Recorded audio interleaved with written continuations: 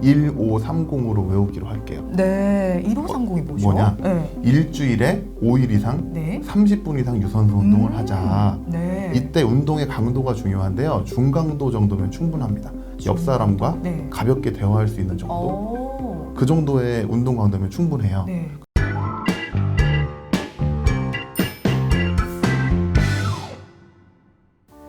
안녕하세요. 하이닥 아나운서 백선혜입니다. 음식 종류도 다양해지고 기름지고 짠 인스턴트만 먹는 현대인의 식습관으로 비만율이 증가하고 있습니다. 전 세계적으로 10억 명 이상의 사람들이 비만으로 집계되고 있는데요. 하지만 우리나라 성인 중 대다수가 비만의 위험성에 대해서 잘 모르는 것 같습니다. 또 비만은 다양한 질환의 원인이 되기 때문에 더 각별한 주의와 관리가 필요하죠. 오늘 시흥센트럴병원 내과 전문의이신 구지훈 원장과 함께 비만에 대해서 이야기해 보겠습니다. 원장님 안녕하세요. 네, 안녕하십니까. 네, 원장님 시청자분들께도 인사 한번 부탁드릴게요. 네, 안녕하세요. 시흥센트럴병원 순환기내과 구지훈입니다. 네, 제가 첫 질문부터 한번 드려보도록 네. 하겠습니다. 지난달에 대한비만학회가 감수하고 노보노디스크가 실시한 비만과 BMI 인식 조사가 있었습니다. 응답자 1000명 중 본인의 BMI를 모르는 사람이 70%나 되더라고요. 거기에 실제 비만인 사람이 자신의 BMI를 모르는 비중도 70%에 달했습니다. 왜 이렇게 본인의 비만을 인지하는 비율이 낮은 걸까요? 제 생각에는 비만을 바라보는 기준의 차이인 것 같아요. 그러니까 비만은 우리가 미적인 기준에서 비만을 바라보잖아요. 질병이라는 개념으로 비만을 바라보지 않기 때문인 것 같아요. 우리가 정말로 적정 체중이냐가 중요한 게 아니고 네. 예쁘냐 아니냐 이런 기준으로 비만을 바라보기 때문인데 옷을 입었을 때 예쁘냐 아니냐 그렇죠. 약간 그런 느낌이죠. 네. 그런데 사실은 우리가 의사들이 바라봤을 때 비만은 질병이거든요. 네, 그래서 이 비만이 질병적인 측면에서 이게 비만이냐 아니냐를 확실하게 나눠줄 수 있는 기준이 필요한데 그 네. 기준이 BMI 체질량 지수입니다. 네, 그렇다면 이 BMI 체질량 지수가 뭔지 좀 궁금한데요. 이 체질량 지수가 얼마 이상일 때 비만이라고 볼 수 있나요? 네, 체질량 지수라는 것은 지금 우리 아나운서님하고 저하고 네. 키가 다르잖아요. 다르죠. 근데 같은 몸무게라고 한다면 아나운서님은 비만일 가능성이 높고 그렇죠. 저는 말랐을 가능성이 높잖아요. 네. 키에 따른 적정 체중을 알 수 있게 해주는 것이 BMI인데요. 그래서 이걸 구하는 방법은 자신의 몸무게를 키의 제곱으로 나누는 겁니다. 대한비만학회에서는 25 이상이면 네. 그때부터 비만으로 판정하고 30 이상이면 2단계 비만, 35 이상이면 3단계 비만, 고도 비만으로 판정합니다. 그럼 25라는 숫자가 일단 먼저 기준이다 네. 이렇게 볼 수 있네요. 자, 그럼 이어서 비만의 원인도 알아봐야겠습니다. 단순히 과도하게 영양분이 공급되기 때문에 비만이 발생하는 게 맞는지 궁금하거든요. 특별히 비만을 유발하는 식습관이 있을까요? 우리가 많이 먹으면서 네. 그걸 소모하지 않으면 당연히 남는 칼로리가 몸에 남게 되겠죠. 네. 근데 이게 지방의 형태로 남게 되니까 우리가 점점 살이 찌는 겁니다. 네. 그렇게 해서 비만이 유발된다는 것은 우리가 네. 너무 잘 알고 있는데 네. 아주 드물게는 뭐 내분비 질환을 앓고 계시거나 네. 특정 어떤 약물, 특히 정신과 약물들 중에서 네. 복용을 하면은 비만을 일으키는 약물도 있어요. 이제 그런 국한된 경우도 있겠지만 주로는 우리가 많이 먹으면서 소모하지 않는 것이 문제가 되겠습니다. 그래서 식단에서는 채소 같은 네. 식품을 먹는 거랑 비교했을 때 단위 무게당 칼로리가 높은 네. 당류나 지방류 네. 이런 것들을 많이 먹으면 당연히 비만이 유발될 수 있겠죠. 그렇죠. 비만은 이 자체만으로도 문제긴 한데요. 관련 질환을 유발한다는 2차적인 문제가 또 있지 않습니까? 그럼 비만과 어떤 질환의 상관관계가 가장 높을까요? 실제 비만 환자들은 정상인에 비해서 사망률이 2배나 높아요. 왜 그러냐면 네. 당뇨병이 5배나 많아지고 너무 높아지네요. 네. 고혈압이나 심혈관 질환도 네. 2배 이상 높아지고요. 이상지질혈증이나 네. 지방간 네. 그리고 이제 몸무게가 늘어나면 네. 그걸 지탱하는 관절이 또 망가지겠죠. 그리고 관절염도 생기기 쉽고요. 네. 통풍과 같은 질환도 잘 생기고 그리고 이제 뭐 불임을 유발하기도 하고 제일 우리가 경계하는 질환이 뭘까요? 암이잖아요. 네.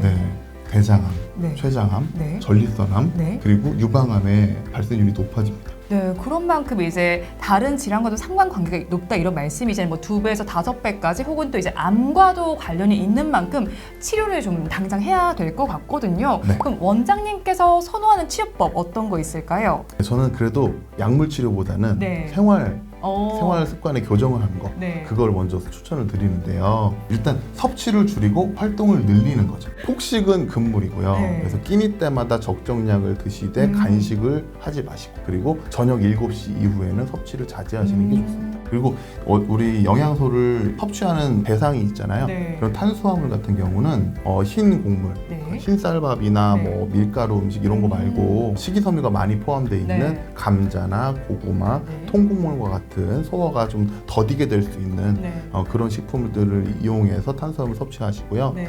그리고 5가지 이상의 채소나 과일을 좀 골고루 드시는 걸 추천을 드리고 지방 함유량이 많은 네. 튀긴 음식, 네. 고지방 식품들 이런 것들 그리고 인스턴트 식품들 이런 것들을 좀 최대한 줄이셔서 전체 섭취 칼로리의 한 30% 미만으로 유지하는 게 중요하겠습니다. 듣기만 해도 건강해질 것 같긴 한데요. 네. 굉장히 행복과는 거리가 먼 것 같습니다. 맞습니다.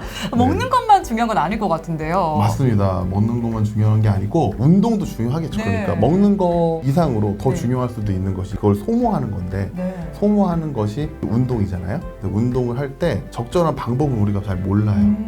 운동을 한다면 막연하게 네. 운동을 해야 되겠다는 생각을 하시지만 네. 알고 보면 가벼운 운동으로 충분하거든요. 네, 그래서 네. 우리는 1530으로 외우기로 할게요. 네. 1530이 뭐죠? 뭐냐? 네. 일주일에 5일 이상 네. 30분 이상 유산소 운동을 하자. 네. 이때 운동의 강도가 중요한데요. 중강도 정도면 충분합니다.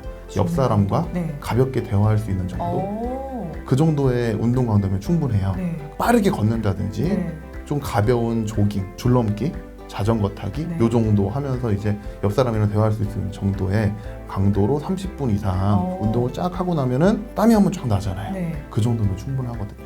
예상보다 좀 가볍게 운동을 해도 되는데 네. 1530 꼭 기억을 해보시면 좋겠습니다. 원장님 말씀처럼 시간을 길게 두고요. 식이요법과 운동을 병행하는 것이 가장 좋을 것 같긴 합니다.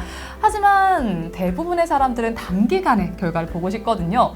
비만 치료제를 먹거나 비만 주사 맞는 거 어떻게 생각하세요? 저는 제가 네. 의사지만 네. 사실은 그걸 원하시는 환자분들께도 네. 좀 추천하지 않는 편이에요. 오. 이게 비만 치료제가 네. 이제 크게는 3가지로 나눌 수 있는데 첫 번째는 지방을 섭취하면 그게 장에서부터 아예 흡수되지 않게끔 네. 해주는 거예요.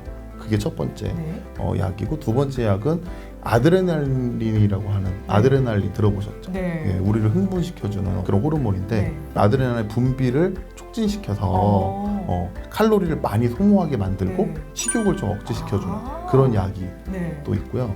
그리고 이제 마지막으로 주사 치료라고 하는 네. 건데 우리 몸 안에는 글루카곤이라고 하는 네. 식욕을 억제시켜주는 호르몬이 원래 있어요. 네. 그 글루카곤과 유사한 유사한 어떤 물질을 만들어서 그걸 네. 약으로 만든 거거든요. 그래서 그걸 주사를 맞으면 식욕이 많이 떨어지는 거죠. 네. 그런 약들이 식약처에서는 효능도 있고 네. 안전하다 이렇게 다 인증을 해준 약제들이니까 네. 사실 문제는 없겠지만 저는 이왕이면 모든 약은 그래도 부작용이 있잖아요. 네. 특히 아드레날린을 분비하게 만드는 그런 약들 같은 경우는 말하자면 그 약으로 인해서 우리가 가만히 있어도 많이 긴장되게 되고 이렇게 심장도 빨리 뛰게 되고 해서 억지로 칼로리를 소모하게 만드는 거거든요. 네. 우리를 스스로를 채찍질하는 건데 그런 약에 의존하기보다는 네. 말씀드렸듯이 생활습관 교정을 먼저 해보시는 게 좋지 않을까 그런 생각입니다. 네, 그렇죠. 또 치료보다 예방도 우선일 것 같거든요. 비만을 예방할 수 있는 방법 어떤 거 있나요? 자, 소아 비만의 네. 80%는 성인 비만으로 연결이 되거든요. 그런 얘기 들어본 것 같아요. 네, 그러니까 어렸을 때 습관이 나중에까지 다 이어지는 거예요. 그게 그러니까 뭐 지방 세포수 이런 것도 관련 있지 맞습니다, 않아요? 맞습니다. 네. 어렸을 때 형성이 되고 나면 그걸 빼는 게 너무 힘든 거예요. 네, 그래서 어렸을 때부터 식습관이라든지 네. 운동 습관을 조금 생활화할 수 있게끔 하면 좋겠는데 단 어린아이들은 성장기잖아요. 네. 그러니까 너무 칼로리를 줄이려고 하시는 곳에 초점을 맞추시는 게 아니고 네.